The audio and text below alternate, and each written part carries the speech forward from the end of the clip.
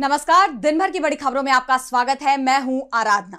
आज इस बुलेटिन में बात होगी चुनाव आयोग पर उठते सवालों की, ओडिशा में राज्यसभा चुनाव को लेकर चल रहे विवाद की, देखेंगे आईपैक डायरेक्टर को मिली जमानत पर क्यों उठे सवाल, लद्दाख में कैसे आमने सामने आए अमित शाह और राहुल गांधी, पेट में गोली लगा हुआ है। It's not a good example for the rest of the country. जानेंगे अखिलेश यादव ने योगी पर बोला क्या हमला, और बुलेटिन के आखिर में देखेंगे जाने माने कार्टूनिस्ट इरफान की किस खबर पर पड़ी तिरछी नजर। लेकिन दिन भर की तमाम बड़ी खबरों से पहले एक नजर आज की सुर्खियों पर। हवाई किराए में उतार चढ़ाव पर सुप्रीम कोर्ट ने केंद्र को लगाई फटकार। हलफनामा दाखिल न करने पर जस्टिस विक्रम नाथ की पीठ ने जताई नाराजगी। कोर्ट ने की देरी का कारण बताने वाले नए आवेदन की मांग। कर्नाटक में नेतृत्व परिवर्तन की अटकलों पर मल्लिकार्जुन खड़गे ने लगाया विराम। कांग्रेस अध्यक्ष ने कहा, फिलहाल मुख्यमंत्री पद पर नहीं होगा कोई बदलाव, राज्य में जल्द सुलझा लिया जाएगा नेतृत्व का मुद्दा। आरजेडी नेता तेजस्वी यादव का बिहार सरकार पर हमला, सिर्फ 3 लोगों के सरकार चलाने और अधूरे मंत्रिमंडल पर उठाए सवाल। कहा, 6 महीने में राज्य ने देख लिए 2-2 मुख्यमंत्री। सुप्रीम कोर्ट ने 30 हफ्ते के गर्भपात मामले में की अहम टिप्पणी। सीजीआई ने कहा, नाबालिग को जबरन मां बनने के लिए नहीं किया जा सकता मजबूर। कोर्ट ने केंद्र को अबॉर्शन कानून में दी बदलाव की सलाह। और शेयर बाजार में गिरावट, 582 अंकों की गिरावट के साथ 76,913 पर बंद हुआ सेंसेक्स, तो वहीं 180 अंकों की गिरावट के साथ 23,997 पर बंद हुआ निफ्टी। ये तो थी सुर्खियां। अब बात आज की सबसे बड़ी खबर की। पश्चिम बंगाल में दूसरे चरण की वोटिंग खत्म होने के बाद तमाम एजेंसियों के एग्जिट पोल सामने आ गए हैं, लेकिन ये सर्वे भी सवालों से घिर गए। टीएमसी ने खासतौर पर सर्वे एजेंसी और चुनाव आयोग पर सवाल उठाए हैं। इस बीच चुनाव आयोग की तरफ से वोटिंग के दौरान मिली शिकायतों को लेकर बड़ा फैसला किया गया है। तो क्या है ये पूरी खबर, देखिए इस रिपोर्ट में। 5 राज्यों पश्चिम बंगाल, असम, तमिलनाडु, केरलम और पुदुचेरी में विधानसभा चुनाव के लिए वोटिंग की प्रक्रिया पूरी हो चुकी है। अब सबसे बड़ा सवाल यह है कि किस राज्य में किसकी सरकार बनेगी, लेकिन उससे भी बड़ा सवाल इस वक्त चुनाव आयोग की कार्यशैली को लेकर बना हुआ है।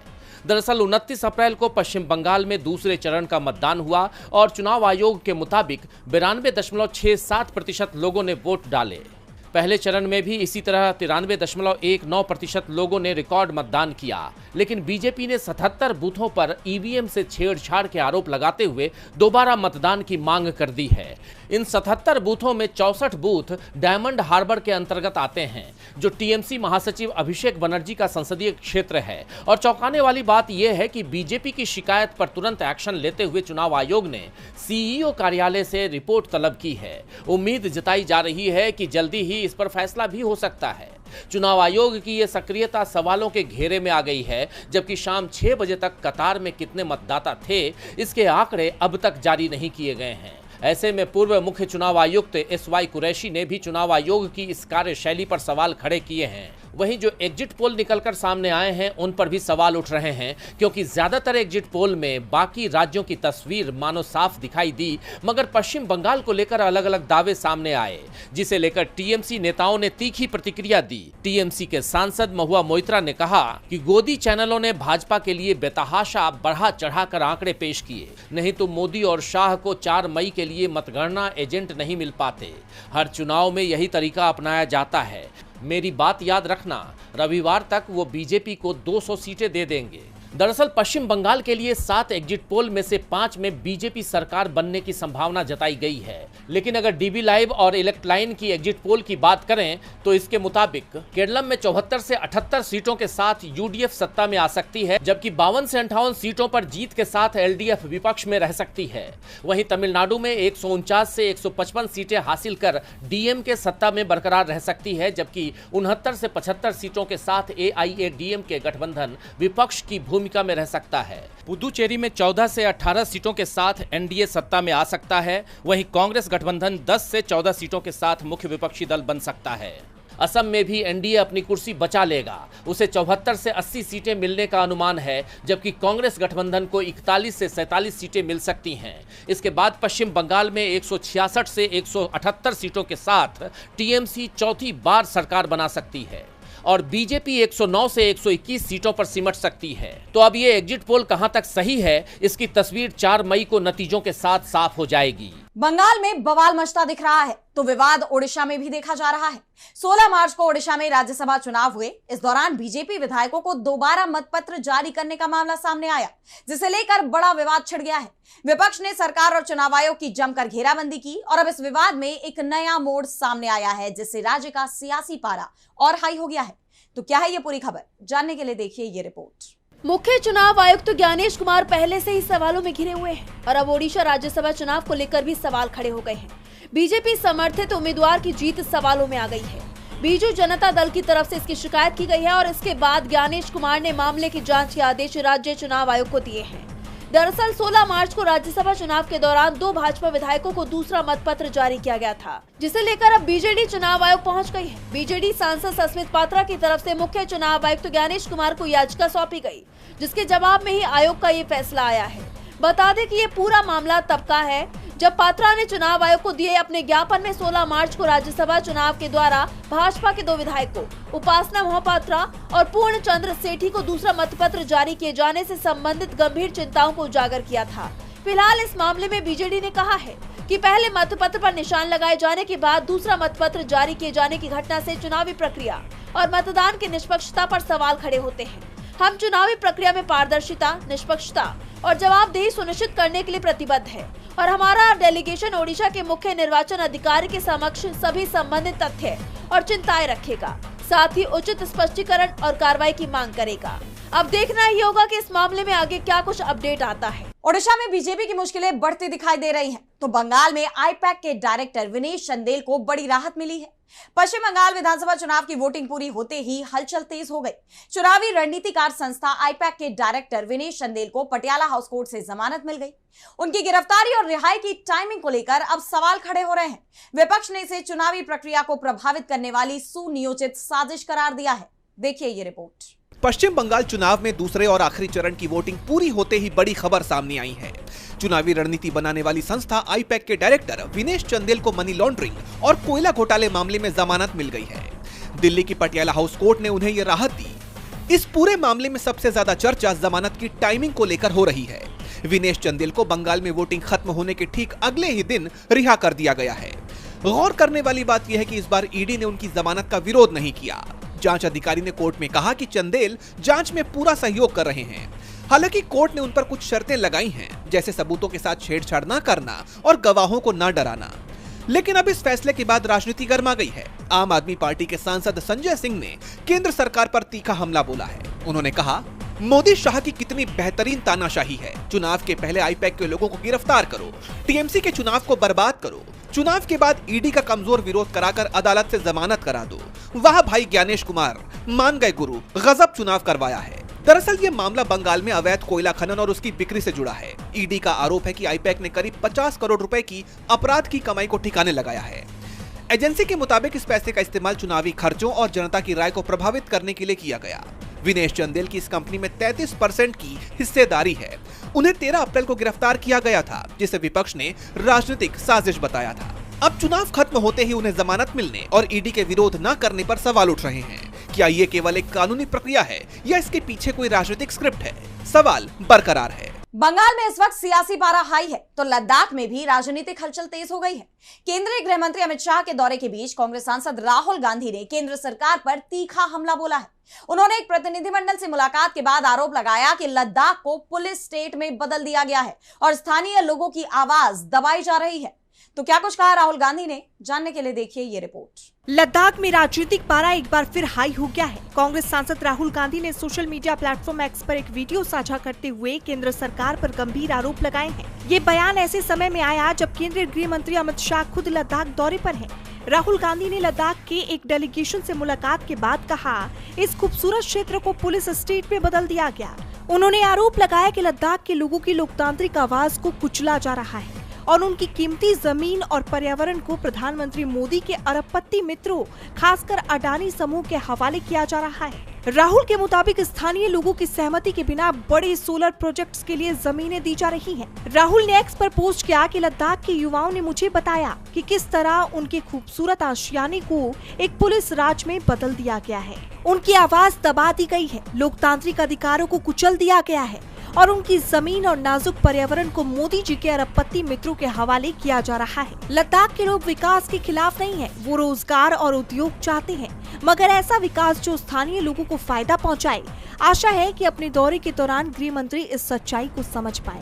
वीडियो में प्रतिनिधिमंडल ने अपनी प्रमुख चिंताओं को सामने रखा। पहला, छठी अनुसूची, संवैधानिक सुरक्षा की मांग। दूसरा, राज्य का दर्जा, लद्दाख को पूर्ण राज्य बनाने की अपील। तीसरा, रोजगार, स्थानीय युवाओं के लिए नौकरियों के अवसर। चौथा, लोकतांत्रिक ढांचा, विधानसभा और सक्रिय पंचायतों की बहाली।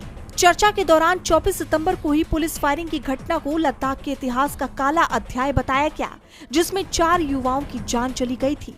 लोग कहते हैं 4 ही लोग मरे, गोली उन्होंने बहुत लोगों पे चला है सर, मरे सिर्फ 4, पेट में गोली लगा हुआ है। It's not a good example for the rest of the country. स्थानीय युवाओं का कहना है कि प्रशासन संवाद के बजाय बल प्रयोग कर रहा है और वहां रोजगार के अवसर शून्य हो गए हैं। जहां एक तरफ अमित शाह का दौरा सरकारी विकास और सुरक्षा योजनाओं पर केंद्रित है, वहीं राहुल गांधी ने इसे पहचान और अधिकारों की लड़ाई करार देकर केंद्र को कटघरे में खड़ा कर दिया है। अब देखना ये होगा कि गृह मंत्री अपने इस दौरे के दौरान इन स्थानीय चिंताओं पर कोई प्रतिक्रिया देती हैं या नहीं। राहुल गांधी ने केंद्र सरकार को घेर लिया है तो अखिलेश यादव ने भी बीजेपी की घेराबंदी कर दी। उत्तर प्रदेश विधानसभा के विशेष सत्र में महिला आरक्षण के मुद्दे पर सियासत चरम पर पहुंच गई। सीएम योगी आदित्यनाथ ने गेस्ट हाउस और पूजा पाल प्रकरण का जिक्र किया तो अखिलेश यादव ने भी तीखा पलटवार किया। उन्होंने सीएम को उनके वापस लिए गए मुकदमों की याद दिलाते हुए बड़ी चुनौती दे दी है। तो क्या है पूरी खबर, जानने के लिए देखिए ये रिपोर्ट। उत्तर प्रदेश की राजनीति में एक बार फिर जुबानी जंग तेज हो गई है। गुरुवार को महिला आरक्षण संशोधन विधेयक के गिरने को लेकर बुलाए गए विधानसभा के विशेष सत्र में मुख्यमंत्री योगी आदित्यनाथ और सपा प्रमुख अखिलेश यादव के बीच तीखा वार पलटवार देखने को मिला। सदन को संबोधित करते हुए मुख्यमंत्री योगी आदित्यनाथ ने समाजवादी पार्टी को महिलाओं के सम्मान के मुद्दे पर जमकर घेरा। उन्होंने इतिहास के पन्ने पलटते हुए गेस्ट हाउस कांड की याद दिलाई और कहा कि सपा का इतिहास महिलाओं के प्रति संवेदनहीन रहा है। सीएम ने खास तौर पर सपा विधायक पूजा पाल का जिक्र करते हुए कहा कि जब उनके पति राजू पाल की जान ली गई थी तब सपा माफियाओं के सामने नतमस्तक थी। योगी ने आरोप लगाया कि सपा की सहानुभूति न तो पिछड़ों के प्रति है और न ही दलितों के प्रति, वो केवल माफियाओं को संरक्षण देते हैं। मुख्यमंत्री के हमलों के बाद सपा प्रमुख अखिलेश यादव ने सोशल मीडिया प्लेटफॉर्म एक्स पर मोर्चा संभाला। उन्होंने योगी आदित्यनाथ को उनके पुराने मुकदमों की याद दिलाते हुए पलटवार किया। अखिलेश ने लिखा, जो मुकदमे मुख्यमंत्री जी ने अपने ऊपर से वापस लिए थे उनकी लिस्ट याद करके वो खुद पढ़ेंगे या हम किसी से पढ़वा दें, सदन में या सड़क पर। जिसका विरोध कर रहे हैं उसी की मैं भूमिका तैयार कर रहा हूं। नहीं, मैं वही आ रहा हूं ना, मैं वही आ रहा हूं। आप लोग देखिए, वही तो मैं कह रहा था। आप लोगों के आचरण को देख करके गिरगिट भी समझा जाएगा कि कौन आ गया है। ये कि ये संसद में आचरण कैसा और यहाँ आचरण कैसा, वह भी समझा जाएगा कैसे रंग बदला जाता है। यानी दिल्ली से लखनऊ पहुंचते पहुंचते जब आधी आबादी के आक्रोश को झेलना पड़ रहा है, अब यहां पर रंग बदल गए। अब कह रहे हैं 33% आरक्षण होना चाहिए। सदन में विरोध क्यों किए? क्यों सदन में विरोध किए? अखिलेश यादव ने इस पोस्ट के जरिए सीधे तौर पर मुख्यमंत्री की शुचिता पर सवाल उठाए और संकेत दिया कि अगर भाजपा पुराने मामलों को कुरेद रही है तो सपा भी पीछे नहीं हटने वाली। इस आरोप प्रत्यारोप ने प्रदेश की राजनीति का पारा हाई कर दिया है। अखिलेश और सीएम योगी में तीखी बहस देखने को मिली तो कोर्ट में पवन खेड़ा के मामले में भी बहस जारी रही। कांग्रेस नेता पवन खेड़ा की जमानत याचिका पर सुप्रीम कोर्ट में सुनवाई पूरी हो गई है। कोर्ट ने अपना फैसला सुरक्षित रख लिया है। यह मामला असम के सीएम की पत्नी रिनिकी भुइयां शर्मा से जुड़ा हुआ है। उन्होंने खेड़ा पर फर्जी दस्तावेजों के जरिए आरोप लगाने का केस दर्ज कराया है। सुनवाई के दौरान दोनों पक्षों में तीखी बहस देखी गई और अब सुप्रीम कोर्ट तय करेगा कि खेड़ा को गिरफ्तारी से राहत मिलेगी या नहीं। देखिए ये रिपोर्ट। कांग्रेस नेता पवन खेड़ा की अग्रिम जमानत याचिका पर सुप्रीम कोर्ट ने अपना फैसला सुरक्षित रख लिया है। यह मामला असम के मुख्यमंत्री हिमंता बिस्वा शर्मा की पत्नी रिंकी भुइयां शर्मा की तरफ से दर्ज कराए गए आपराधिक मानहानि के मामले से जुड़ा हुआ है। सुनवाई के दौरान पवन खेड़ा ने सुप्रीम कोर्ट से कहा कि उन्हें गिरफ्तार करके जलील करने की जरूरत नहीं थी। दरअसल पवन खेड़ा ने मुख्यमंत्री की पत्नी पर गंभीर आरोप लगाए थे। उन्होंने दावा किया था कि रिंकी भुइयां के पास कई पासपोर्ट्स और विदेश में अघोषित संपत्तियां हैं। इन आरोपों के बाद रिंकी भुइयां ने गुवाहाटी में पवन खेड़ा के खिलाफ भारतीय न्याय संहिता के तहत मामला दर्ज करवाया था। सुनवाई के दौरान दोनों पक्षों ने दलीलें दी। पवन खेड़ा का पक्ष रखते हुए उनके वकील अभिषेक मनु सिंघवी ने कहा कि पवन खेड़ा को गिरफ्तार कर अपमानित करना जरूरी नहीं है। उन्होंने तर्क दिया कि आरोपों की सच्चाई सुनवाई का विषय है। अगर अभी जमानत नहीं मिली तो अग्रिम जमानत का मकसद ही खत्म हो जाएगा। वहीं असम सरकार का पक्ष रखते हुए सॉलिसिटर जनरल तुषार मेहता ने याचिका का कड़ा विरोध किया। उन्होंने आरोप लगाया कि पवन खेड़ा ने फर्जी और छेड़छाड़ किए गए पासपोर्ट्स की प्रतियां दिखाई हैं। मेहता ने तो यह भी कहा कि पवन खेड़ा फरार हैं और वीडियो जारी कर रहे हैं। पवन खेड़ा ने इससे पहले गुवाहाटी हाईकोर्ट का दरवाजा खटखटाया था, लेकिन 24 अप्रैल को हाईकोर्ट ने उन्हें राहत देने से इनकार कर दिया। इसके बाद उन्होंने सुप्रीम कोर्ट में विशेष अनुमति याचिका दायर की। इससे पहले उन्हें तेलंगाना हाईकोर्ट से 7 दिन की ट्रांजिट बेल मिली थी, जिस पर सुप्रीम कोर्ट ने बाद में रोक लगा दी थी। अब सबकी नजरें सुप्रीम कोर्ट के आने वाले फैसले पर टिकी हैं कि पवन खेड़ा को गिरफ्तारी से राहत मिलेगी या नहीं। कोर्ट के फैसले पर सभी की नजरें बनी हुई हैं, तो निगाहें इस वक्त पश्चिम एशिया पर भी हैं। पश्चिम एशिया में बड़ा तूफान आने वाला है। अमेरिकी राष्ट्रपति डोनाल्ड ट्रंप के बयान संकेत दे रहे हैं कि जल्दी ही ईरान और अमेरिका में जंग छिड़ने वाली है, क्योंकि बातचीत को लेकर दोनों पक्षों में कोई सहमति नहीं बन पा रही। ना तो ईरान झुकने को तैयार है और ना ही ट्रंप ईरान की शर्तों पर बातचीत के लिए राजी हो रहे हैं। ऐसे में क्षेत्र में तनाव बढ़ता जा रहा है। तो क्या फिर आमने सामने होंगे ईरान और अमेरिका? जानने के लिए देखिए ये रिपोर्ट। पश्चिम एशिया में जंग का तूफान आने वाला है। अमेरिकी राष्ट्रपति डोनाल्ड ट्रंप ने ईरान को बड़ी धमकी दी है। उन्होंने social media platform truth social पर लिखा कि तूफान आ रहा है और जो आ रहा है उसे कोई नहीं रोक सकता। ट्रंप का यह बयान एक्सियोस की उस रिपोर्ट के बाद आया जिसमें बताया गया है कि अमेरिकी केंद्रीय कमान यानी सेंटकॉम ने ईरान में एक छोटा लेकिन दमदार सैन्य ऑपरेशन की योजना बनाई है। इस योजना में वहां के बुनियादी ढांचे को निशाना बनाना शामिल है। ये इस बात का संकेत माना जा रहा है कि अब ट्रंप इस युद्ध को निर्णायक मोड़ पर ले जाने या बातचीत के गतिरोध को तोड़ने के लिए फिर सैन्य अभियान शुरू करने पर विचार कर रहे हैं। आप जानते हैं कि अमेरिका और ईरान के बीच बातचीत करवाने की कोशिशें फेल हो चुकी है। ईरान ने अमेरिका को जो 3 सूत्रीय प्रस्ताव दिया था उसे भी ट्रंप ने खारिज कर दिया है। लेकिन अब अमेरिकी राष्ट्रपति के रवैये पर अमेरिकियों ने ही सवाल खड़े कर दिए हैं। डेमोक्रेटिक सांसद सारा जैकब्स ने रक्षा मंत्री पीट हेगसेथ से राष्ट्रपति ट्रंप की मानसिक सेहत पर ही सवाल कर दिया कि क्या वो कमांडर इन चीफ बनने के लिए मानसिक रूप से स्थिर हैं। हालांकि हेगसेथ ने इस पर भड़कते हुए इसे राष्ट्रपति का अपमान करार दिया, लेकिन यह साफ हो गया है कि ईरान जंग को लेकर ट्रंप अपने ही देश में सवालों से घिर गए हैं। वहीं ईरान ने भी उनकी ही भाषा में उन्हें जवाब दिया है। ईरानी राष्ट्रपति मसूद पेजेश्कियान ने ट्रंप के हॉर्मुज की नाकेबंदी जारी रखने की बात का जवाब देते हुए कहा कि हॉर्मुज स्ट्रेट और ईरानी बंदरगाहों पर अमेरिकी नाकाबंदी हालात को ज्यादा खराब करेगी। ये कोशिश अंतरराष्ट्रीय कानून का सीधा उल्लंघन है। ये क्षेत्रीय असुरक्षा और तनाव को बढ़ाता है, लेकिन ये किसी भी कीमत पर कामयाब नहीं होगा। पेजेश्कियान ने कहा कि इस जल क्षेत्र में किसी भी तरह की असुरक्षा की जिम्मेदारी अमेरिका और इजराइल की है। वहीं ईरानी नेवी के commander rear admiral Shahram Irani ने सीधी धमकी ही दे दी कि ईरान बहुत जल्द दुश्मन सेनाओं का सामना एक ऐसे हथियार से कराएगा जिससे वे बहुत डरते हैं। यह हथियार दुश्मनों के एकदम करीब है। मुझे डर है कि उनके नेताओं को हार्ट अटैक आ सकता है। जिसके बाद पश्चिम एशिया में हालात और भी चिंताजनक होते जा रहे हैं। और बुलेटिन के आखिर में देखेंगे जाने माने कार्टूनिस्ट इरफान की किस खबर पर पड़ी तिरछी नजर।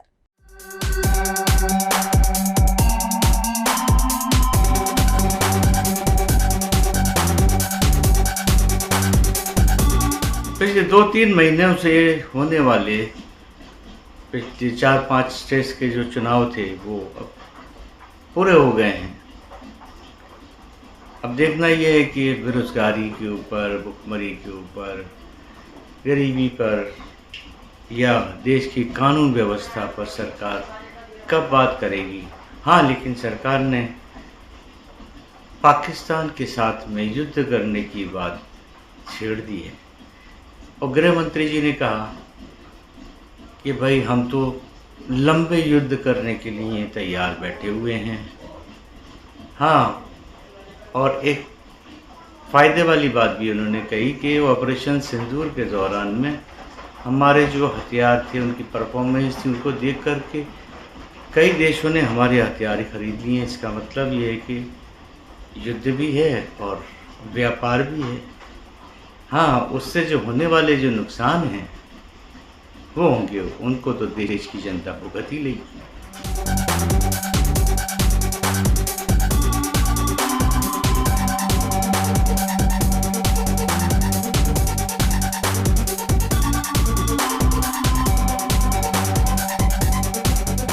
बहुत बहुत शुक्रिया इरफान जी। तो आज इस बुलेटिन में इतना ही। आप देखते रहिए DB लाइव। नमस्कार।